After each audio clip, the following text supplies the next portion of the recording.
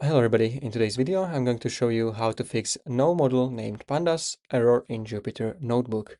If you try to import Pandas and got this error like me, you don't have to worry because this just means the Pandas library isn't installed yet, and we can quickly fix that by using one simple command. You want to open a new cell, and in the cell firstly type exclamation mark, then type pip 3, then install and Pandas. Now we want to run the command, so we can use this button or press Shift Enter. And now it should download this Pandas library.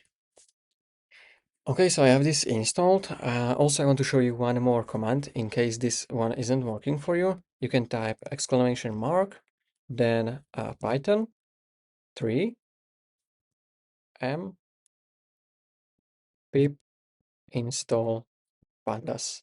You can use this one as well, but in my case, the first one was working.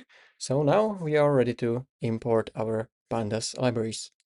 So I can type import pandas as pd, press Shift Enter.